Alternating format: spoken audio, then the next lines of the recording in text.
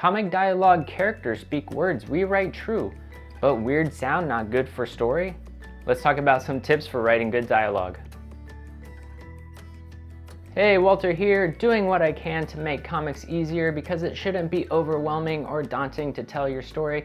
I make videos about making comics and doing art and writing, so if that's something you're into, make sure you hit that subscribe button and make sure you hit the thumbs up on this video. Today I have a super simple tip for writing good dialogue, and that is reading your dialogue out loud. Go to the rooftops, shout it out. Okay, you might not have to go that far, but I definitely recommend reading your dialogue out loud and acting like you were one of your characters. Now, generally speaking, anybody who's watching this video can probably hold a conversation and sound natural, not sound weird. So theoretically, you should also be able to write good dialogue because you're speaking good dialogue. Now, one of the reasons why your dialogue might sound stiff or unnatural is kind of the same reason why when we're talking, we're never gonna misspell the word cat. But when we're writing, we might misspell the word cat. Now, if you think about that, that might sound weird or not make any sense. But if you think about it for a second, it might still not make sense. I think it's because there's two different parts of our brain, like one that's used for talking and the other one that's used for writing stuff down. And if you're just writing stuff down, you're not using that part of our brain that's there for natural speaking. So it's important to have those conversations out loud before you even start writing stuff down. If you just go straight to writing down the dialogue, it's going to sound like a book report, and people don't talk like book reports. Like, there's this really crap rule that I hate that I learned in school where you're not supposed to use contractions when you're writing an essay or something like that. And if you don't know what a contraction is, it's where you take two words and smash them together. So instead of do not, you use don't. Instead of you are, you use your, and not the Y-O-U version, the Y-O-U apostrophe R-E version, which drives a lot of people nuts. So make sure you get the right your when you're writing down your. An example of this would be, do not use contractions when you're writing a book report. I remember in school I had this teacher who was anti-contraction. She would go crazy whenever you used a contraction when you were writing an essay or a book report or something, and I'm like, why did you even teach us how to use contractions if you don't want us to use them? It's like Eve with the apple. Why did you even create the apple? So if we wanted to take our sentence and turn it into something a little bit more natural sounding, we would change it to, don't use contractions when you're writing a book report. And while we're at it, if we want to change it to something that a human person would actually say, we can change it to, don't use contractions in book reports. And that's another suggestion also, trying to remove as many words as possible.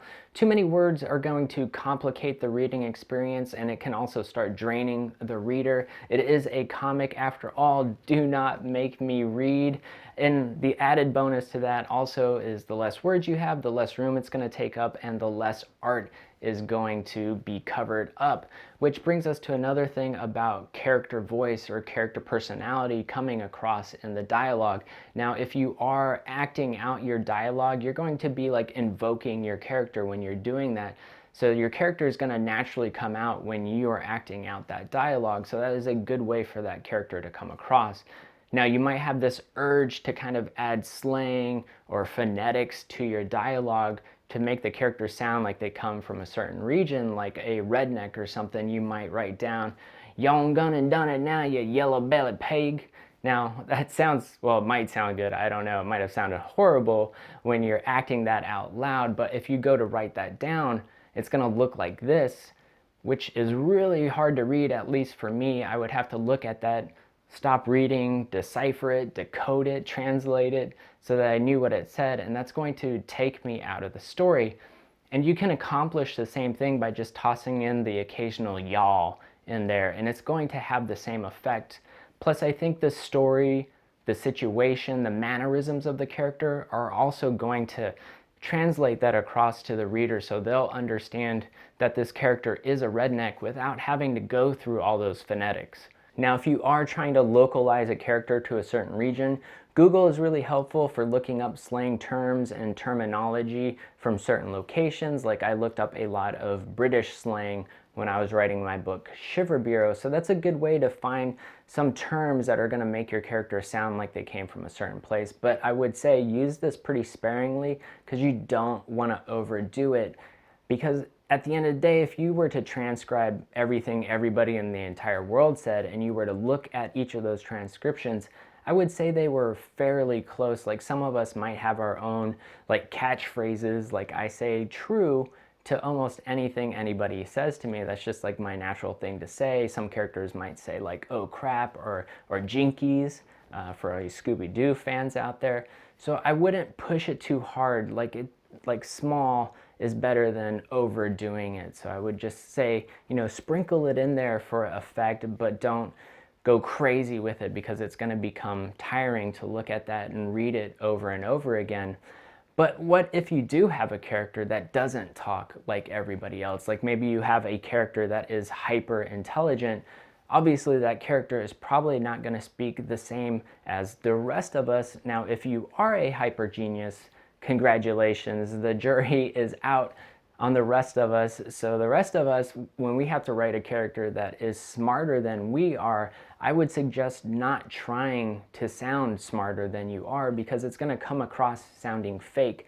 I would say keep it the same and occasionally throw in some larger words, and thesaurus.com is a great way to find better words or to seek out and locate exceedingly exceptional terminology. Now, if you're on the younger side of things or you're not a native English speaker, this might be a little trickier. If you speak the dialogue out loud, that's going to help some, but I really suggest giving your script or your dialogue to a friend or a family member that is more familiar and comfortable with the English. Don't send it to me because obviously I am not comfortable with the English language. Other options would be to find Facebook groups or subreddits or forums and share your scripts with those people. You'll find a lot of people are really helpful when it comes to fixing grammar and dialogue. You can go to penciljack.com. There's comic collaborators on subreddit. So there's a ton of things out there. You can probably find discords. If you join the Illustrati Discord, there will be people there who would love to help you, I'm sure. So yeah, like I said, just seek people out, look for other people's opinions. Don't be afraid to share and take feedback about your scripts and your dialogue. As far as content for dialogue, every line should be moving the story forward or building a character, creating a mood, creating tension, or invoking laughter or tears. You need to think about dialogue like it's its own story. You start a scene with this bit of dialogue and you're going to end a scene with that bit of dialogue, and you need to figure out how to build up and ramp up to the climax and finally to the resolution, just like you would for your story. You also want to stay away from one-word answers. This is very boring. There's no dynamics to it. It's almost like the character is just having a monologue and there's another character there versus two characters having a dialogue. Now, I did an example of this in a different video, but let's go ahead and try it again with a different scene. Let's say we have two characters, they're a couple, they're arguing, and we want to end the scene with one of the characters revealing that they're cheating on the other character. So the boring version would go something like this. Where were you last night? At home? You didn't pick up when I called. My phone was off. You're lying. Fine, I'm cheating on you. Now, those short answers might make sense if the person's trying to deflect or avoid the issue, but the conversation itself is very passive. There's no dynamics to it. So what if we change that to something a little bit more like this? Where were you last night? Why is that any of your business? You don't own me. I didn't say I owned you. I was just worried you didn't pick up your phone. Oh, sorry, I didn't drop everything when you called. My bad. Why are you being like this? What did I do? This, you did this, you're pestering, you're hovering. Hovering? We're in a relationship. I love you. I can't do this anymore. I'm seeing someone else. That was a way more active scene. Each character had something to add to it. There was an energy there. It was almost like a boxing match. Okay, so those all the dialogue tips that I have right now. Now there's a lot more that can go into dialogue, so if there's a specific aspect of dialogue you want help with, let me know in the comments, and I will try to make another video that kind of focuses narrowly on a single topic about dialogue. And if you want to support this channel and support me making more videos, please share this channel, share these videos with your friends, force your friends to subscribe to my channel. I super appreciate it. Make sure you hit that like button. And if you want to keep making comics easier, be sure to like, link, love, hug, and sub for more sweet, sweet goodness. Catch you in the next video.